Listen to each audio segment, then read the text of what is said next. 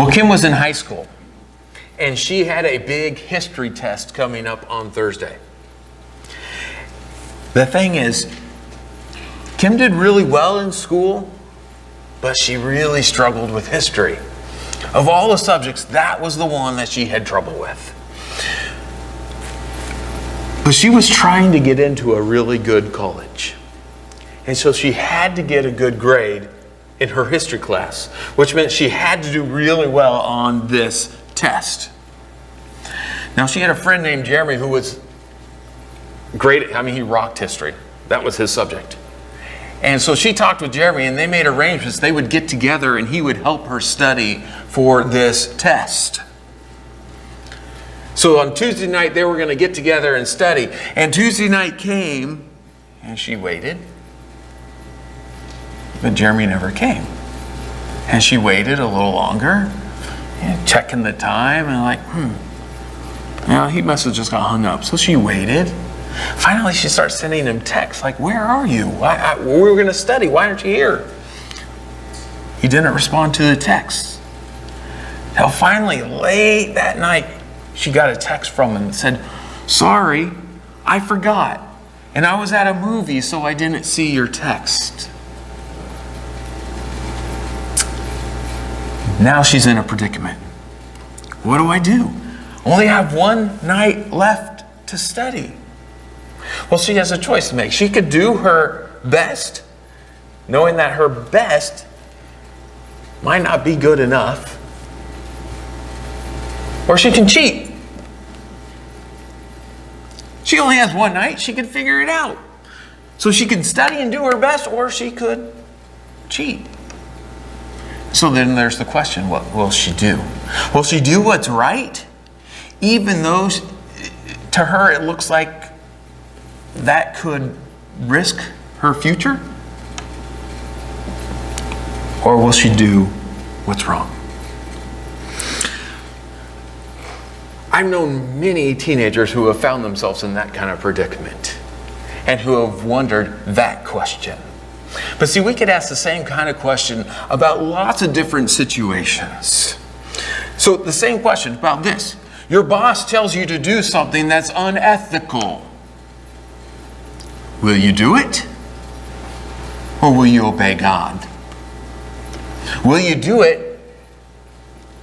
Or will you obey God and refuse to do it even though you may be risking losing your job? What about you're doing a job and you don't see any way of making a profit or any way of finishing on time unless you cut some corners? What will you do? Or how about in your group of friends or at your workplace or wherever you find yourself, talking about Jesus is frowned upon? Or in your group of friends or your workplace, you know what your morals are, you know what your values are, but yet you look at it and you say, but if I don't compromise those things, I just won't fit in.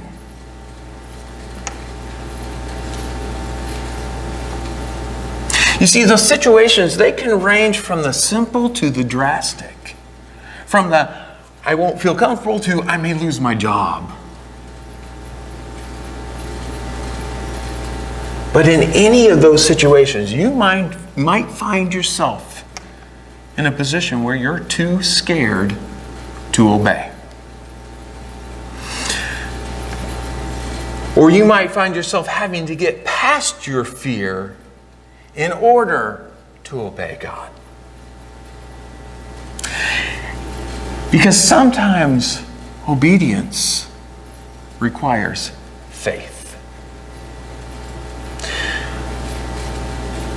But as Saul will learn in our passage today, even being really scared is no excuse for not obeying God. So we're going to jump in here in chapter 13, 1 Samuel chapter 13, beginning in verse 1. It says, Saul lived for 1 year and then became king, and when he had reigned for 2 years over Israel. I'm going to stop there real quick, because if you're reading different versions, it may sound different to you. Chapter 1 starts, or chapter 13 here starts with a summary about, statement about Saul being king. The different English translations have different numbers in there as far as how long or how old he was. And the reason for that is because there is an issue in the Hebrew text. If we were to read the sentence literally as it was written in the Hebrew text, it would suggest that Saul was 1 year old when he became king and he reigned for 2 years. We hear that and we know that's impossible, right? And so we know there's a problem there. Most scholars believe that some of the numbers have been lost. They've dropped out somehow. We don't have the numbers, or maybe part of one of the numbers, because there is the number 2 in there. And so they believe that some of these numbers have been lost. But that it should tell us his age when he became king and then how long he reigned. Now, many times when you read through the Old Testament here and it talks about the kings, it will start with a statement like that. And he was this old when he became king and he reigned for so many years. And so most Bible scholars believe that that is what should be happening here, but the numbers have disappeared. The thing is, they don't all agree on what numbers should be there, because we don't really know for sure. What we do know is that Saul is no longer a young man living in his father's home who would be sent by his dad to go look for donkeys. But now he is a grown man, he is a father himself, and he has a grown son. And so what we know here at this point is that a lot of time has passed. Many years have passed since Saul had first become king. Well, let's keep going, move on, starting in verse 2 through 4. It says, Saul chose 3,000 men of Israel. 2,000 were with Saul in Michmash and the hill country of Bethel, and 1,000 were with Jonathan in Gibeah of Benjamin. The rest of the people he sent home, every man to his tent. Jonathan defeated the garrison of the Philistines that was at Geba, and the Philistines heard of it. And Saul blew the trumpet through all the land, saying, "Let the Hebrews hear." And all Israel heard it. All Israel heard it said that Saul had defeated the garrison of the Philistines, and also that Israel had become a stench to the Philistines. And the people were called out to join Saul at Gilgal.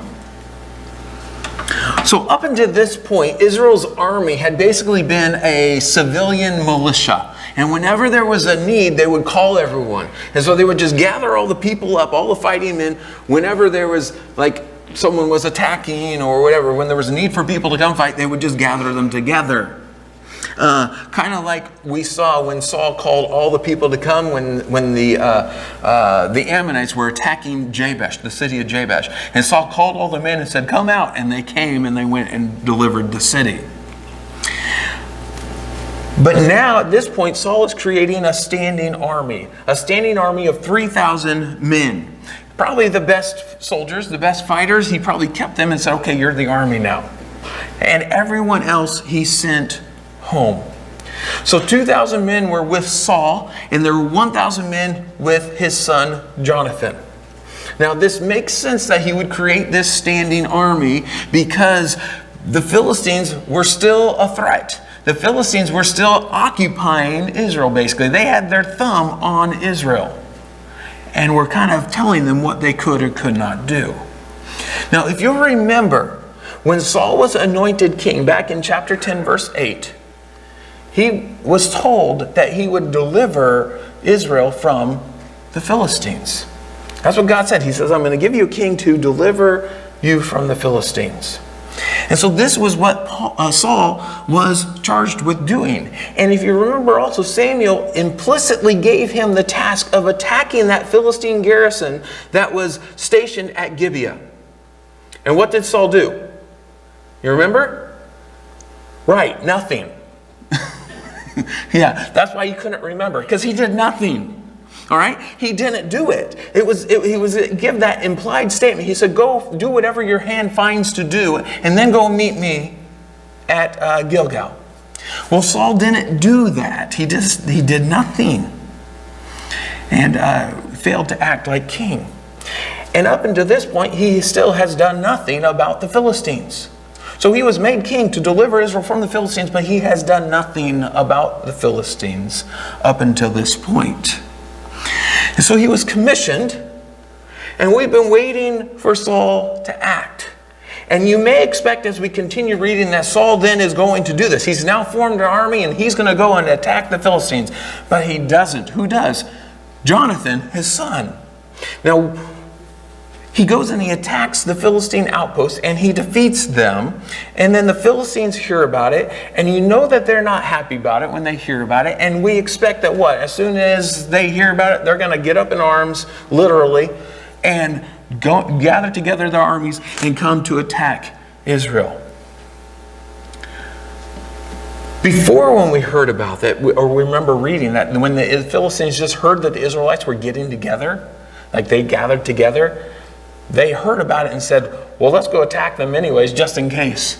If they're getting ready for battle, we'll go attack them anyways. And God gave them the victory at that time. But we know the Philistines now, when they hear about this, you know that they're going to get ready for battle. And so the conflict with the Philistines has now begun. But when we hear this, we wonder, was this Saul's doing? Did Saul tell Jonathan to do this? Well, there's no evidence of the fact that he did tell him. I suspect that Jonathan just did it on his own. But of course, Saul takes credit for it. He tells us the word, sends the word out. Look, we've attacked the Philistines. But at the same time, that's understandable because the king does get credit for what his generals do in battle. And so they tell everyone, look what has happened. Look what we've done. The word about the victory goes out to all of Israel. But along with that word of victory goes also a word of warning. We can expect trouble now. We can expect that the Philistines are going to be unhappy because it says that they became a stench to the Philistines. In other words, the Philistines started to believe that they stunk and they didn't like it. That's the idea. You know what I mean? You're bothering me. And so they became a stench to the Philistines. The Philistines are unhappy with them and they can expect trouble. And so all the Israelites gathered then at Gilgal. Now, why do they go to Gilgal?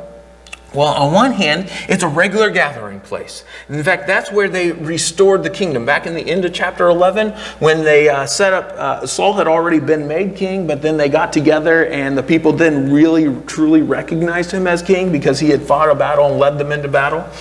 And so that's where the kingdom was restored at Gilgal. Gilgal is also one of the places that Samuel went to on a regular basis. But on the other hand, Gilgal is the place that Samuel had told Saul to meet him after that initial attack. So back in his first commissioning, when he was anointed, he said, go find what your hand has to do and then meet me at Gilgal. And wait 7 days and then I'll come and we'll sacrifice and I'll give you further instruction. And so here's the place where Saul had been told to go and meet after the initial attack with the Philistines. Well, that initial attack against the Philistines never happened until now. And it seems that now, for some reason, Saul remembers that second part of the command. He didn't remember the first part of the command, go do what you need to do, but he remembered the second part, go to Gilgal. And so he goes to Gilgal. And I also think Saul is just at this point just scared and doesn't know what to do. And so he goes to Gilgal to wait for Samuel so Samuel can tell him what to do, give him instructions from God as what he should do. So he goes there and expects Samuel to come. Let's continue reading verse 5. It says, and the Philistines mustered to fight with Israel 30,000 chariots and 6,000 horsemen and troops like the sand of the seashore in multitude. They came up and encamped at Michmash to the east of Bethaven. When the men of Israel saw that they were in trouble, for the people were hard-pressed, the people hid themselves in caves and in holes and in rocks and in tombs and in cisterns. And some Hebrews crossed the fords of the Jordan to the land of Gad and Gilead. Saul was still at Gilgal, and all the people followed him trembling. So as we expected, the Philistine response to being attacked was to gather up their army and get ready for battle. And so they come on into Israel. And they had this huge fighting force. And not only is it huge, but compared to the Israelites, it's extremely huge. Did you catch how many they had? Israel had 3,000 foot soldiers. That's it.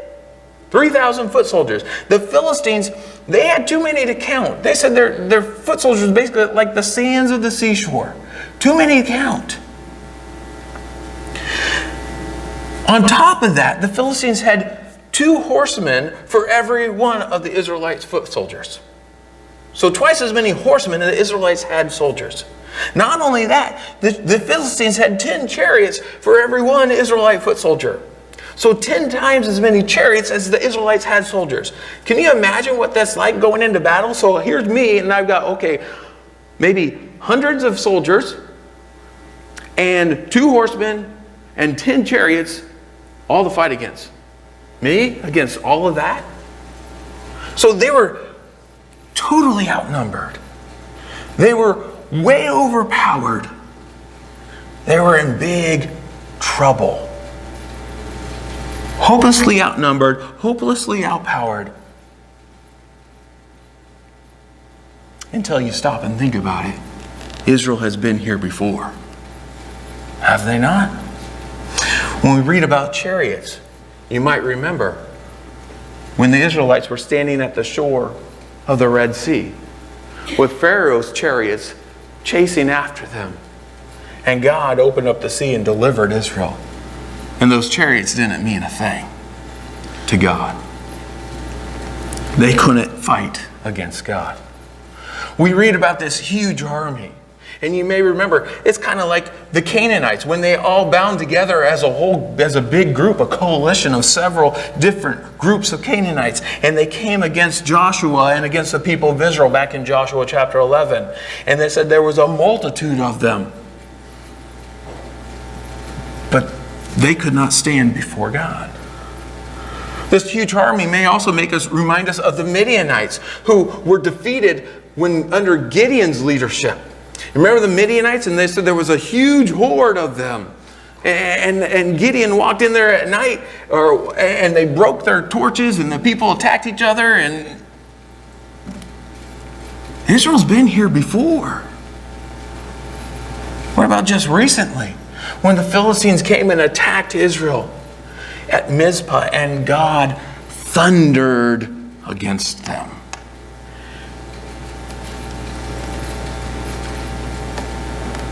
And they raised up their Ebenezer, that stone of remembrance that said, up until now, God has helped us. Back in 1 Samuel chapter 7.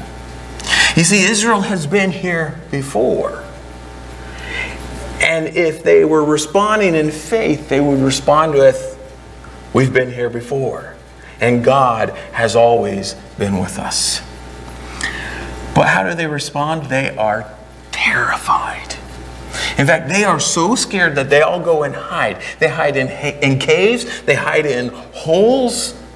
I have this in my mind, this like someone just crawling, shimmying down into a tiny little hole. But in caves, in holes, in rocks, in cisterns. You know what a cistern is? It's like a hollowed out hole or a big basin or something that's to catch rainwater. So they would have water when it wasn't raining. But they're going and hiding. And not only that, but they're hiding in tombs. So they're so scared that they're going to let me shimmy in here with the dead bodies. They're so scared. They're hiding anywhere they can find. And some of them have even crossed over the Jordan River to the other side thinking, there's a natural barrier. They won't come over here and bother us. So they're running away from the Philistines. But a few of them stay with Saul. And the ones who are with Saul at Gilgal, they are shaking with fear. Literally it says they're trembling. So they are shaking with fear and they see no way of surviving. So what will Saul do? Well, let's continue reading and find out what Saul does. Chapter 13, verse 8. It says he waited 7 days, the time appointed by Samuel, but Samuel did not come to Gilgal, and the people were scattering from him. So Saul said, "Bring the burnt offering here to me and the peace offerings." And he offered the burnt offering. As soon as he had finished offering the burnt offering, behold, Samuel came. And Saul went out to meet him and greet him. Samuel said, "What have you done?" And Saul said, "When I saw the people were scattering from me, and that you did not come within the days appointed, and that the Philistines had mustered at Michmash, I said, now the Philistines will come down against me at Gilgal, and I have not sought the favor of the Lord. So I forced myself and offered the burnt offering."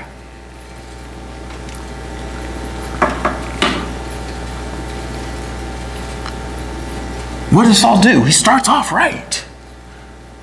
He's waiting for Samuel to come so Samuel can offer the sacrifices to God and then give him instructions from God. But then Samuel doesn't come. Now, Saul's supposed to wait for Samuel for 7 days. But all the while, during those 7 days, the soldiers are deserting because they're so scared. They're running away and deserting him. And so there's becoming fewer and fewer soldiers left to fight for Israel. Now, I can imagine Saul being there on the first day saying, "Okay, we got to wait for Samuel. We're going to wait for Samuel. And then everything will be okay." And so they wait as everyone is trembling. And a few people run away. And then day 2, okay, we're waiting for Samuel. When's Samuel going to come? I hope he comes soon. Wait. And day 3, and day 4, and day 5. Anybody seen Samuel? Where are you, Samuel? Look, everyone's leaving. Come on, Samuel. And day 6 and day 7, finally he's like, "I just can't wait any longer. Samuel was supposed to be here by the 7th day. He's not here. We can't just sit here and we're going to die." And so you can understand his predicament. It's terrible. He's scared. And so finally he says, "Bring me the stuff." It appears that it's late on the 7th day, and he says, "Just bring me the stuff for the sacrifices." Saul's frantic, and he has convinced himself that he has no other choice, that he can't wait any longer. Because the Philistines are going to come, and I'm going to have no army because everyone's leaving. I've got to do it.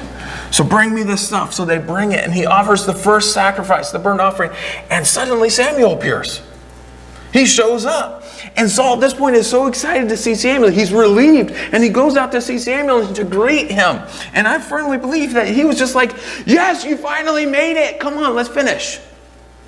But as soon as he does, what does Samuel say? "What have you done?" Now, any of us who has been a child of someone knows what that means. Uh-oh, I've been caught. I'm in trouble. He says, "What have you done?" What was Saul's answer? He says, "Well, I had to do it. I didn't want to. I had no other choice. So I forced myself." Isn't that great? I made myself do it. It gets everything within me. I just had to. I forced myself. And he gives his reasons. His first reason is that the people were deserting. So if I waited any longer, there wouldn't be an army. He also said this. He says to Samuel, "And you didn't come." Reminds me of Adam and Eve. Let's pass the blame. "You know the woman you gave me?" Adam blamed Eve. He blamed God. "You gave her to me." He says to Samuel, "You didn't come." In other words, it's your fault that I had to do this.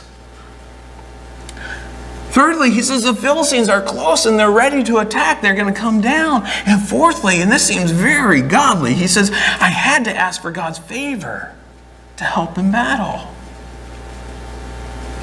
See, the thing is all of these reasons that he gave sound very reasonable. And when we hear this, we can even empathize with Saul and we say, that makes sense. I have sympathy for him. He had to have been scared. That had to have been terrible. That would have been hard. And look, all the people are leaving. It's very reasonable that he needed to just move forward and do something, not just sit there and wait. But it was still wrong. Why was it wrong? Because he disobeyed God. He disobeyed the word of God. You see, Saul was king. But even though he was king, he still had to obey who? God. He had to listen to the words of the prophet who spoke for God. And he had to obey God. Saul was told to wait for Samuel to offer those sacrifices and to then give him instruction from God. Saul almost did it. I mean, he waited and he waited and he waited. Almost. But you know what that means?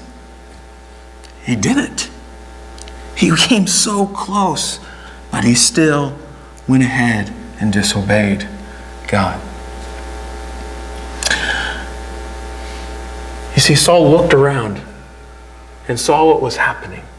He saw the circumstances. He saw what was coming. He saw the threat. He saw the things that were fearful. And he acted based on what he saw happening rather than acting upon what God had told him to do. And he chose to disobey God. He disobeyed out of fear rather than obeying in faith. Let's see what happened next, verse 13 and 14. It says, "Then Samuel said to Saul, 'You have done foolishly. You have not kept the command of the Lord your God, with which he commanded you. For then the Lord would have established your kingdom over Israel forever. But now your kingdom shall not continue. The Lord has sought out a man after his own heart, and the Lord has commanded him to be prince over his people, because you have not kept what the Lord commanded you.'" Samuel said, "Saul, you acted foolishly." What was so foolish? Quite simple. He didn't obey God. And Samuel says that was foolish. You see, the first responsibility of God's king is to obey God. The first responsibility of God's people in general is to obey God. Anyone who is representing God, what do they need to do? Obey him. And Samuel says, that was foolish of you. You didn't do what God had told you to do. And as a result, he tells Saul that you're not going to have a dynasty. In other words, your sons will not reign as king after you. In other words, your reign is going to end with you. He said, I would have blessed you with that, but not going to happen because you didn't obey God. And he's told that God is going to make another man king after him. And this king is David, who we'll meet in a few chapters. But he says about this king, this new king, he said that he will be a man after God's own heart. Now this phrase, being a man after God's own heart, could simply mean that he is a man of God's own choosing. That man, that God chose him according to his own heart, his own will, his own choosing. But I think here in the context where we see this being contrasted to Saul, who is not following God, who is not obeying God, that it says a little bit more than that. That it says that he will be a man who will follow God, who will obey God, who has like God's heart. And so David, this new king, will reign in the place of his descendants. Now there's a couple things we need to take away from this. First of all, God expects his people to obey his word. And if we don't, then we may forfeit the blessings of God.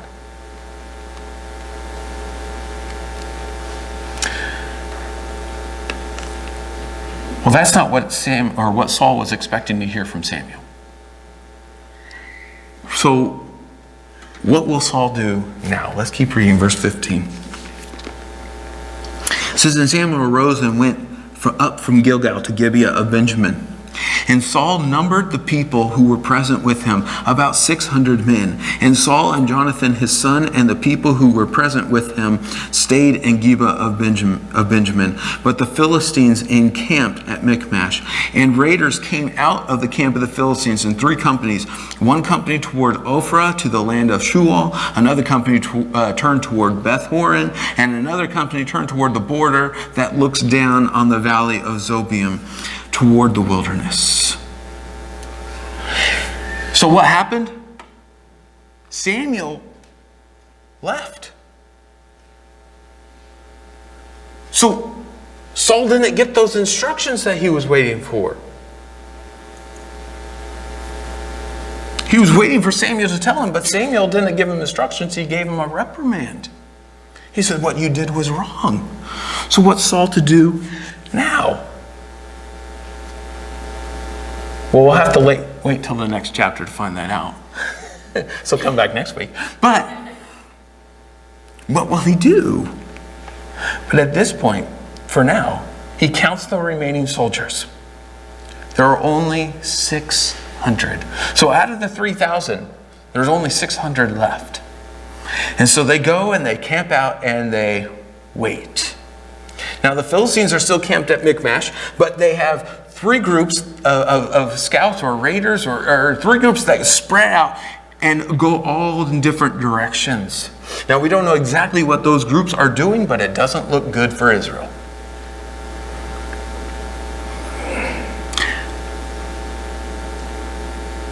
Well, let's read the last verses of the chapter, and it gives us some additional information that tell us just how bad things were for Israel, how bad they had been for Israel. Look at verse 19. It says, now there was no blacksmith to be found throughout all the land of Israel, for the Philistines said, lest the Hebrews make themselves swords or spears.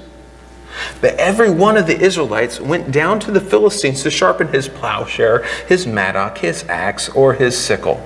And the charge was 2/3 of a shekel for the plowshares and for the mattocks, and a 1/3 of a shekel for sharpening the axes and for setting the goads. So on the day of battle, there was neither sword nor spear found in the hand of any of the people with Saul and Jonathan.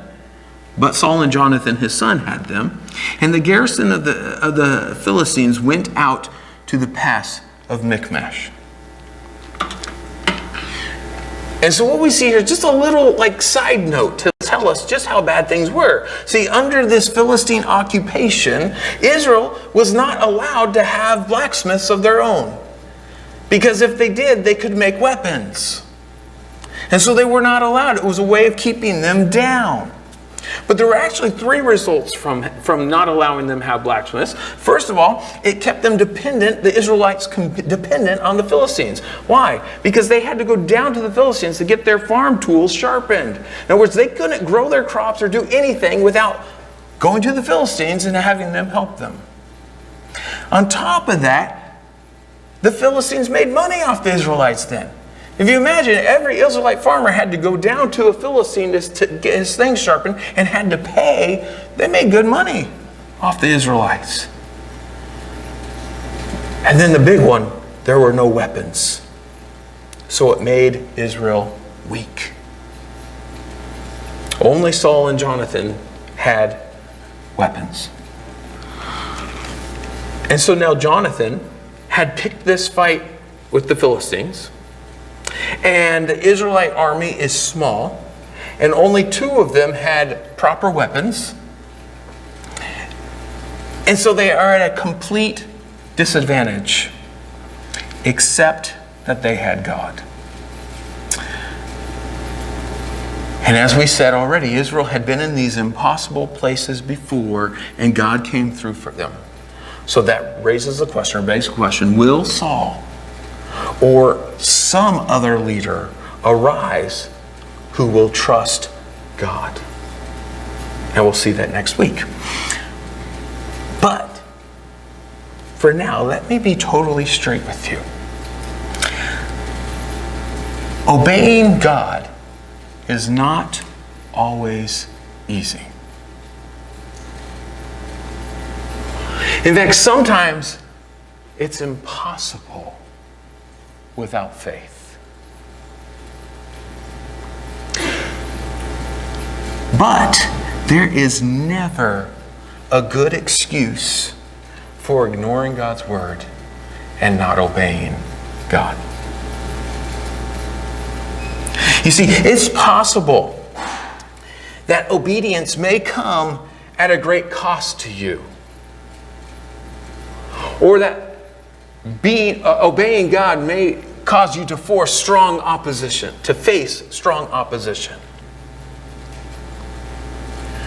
You may end up, as a result of your obedience to God, experiencing extreme hardship. Or it may just be the opposite of what you want to do.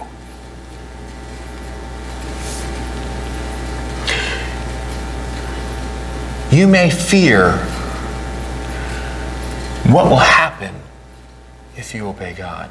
Or you may fear how people will react towards you if you obey God. And sometimes doing things God's way may go against all your natural instincts, because we're sinful humans. But obeying God may go against all your natural instincts. That means in any given situation, to do something that is not in line with God's ways may seem to be the most practical thing you could do. To go against God's ways may seem the most reasonable thing to do. But that doesn't make it right. You see, this is what we need to catch. God expects His people to obey His word.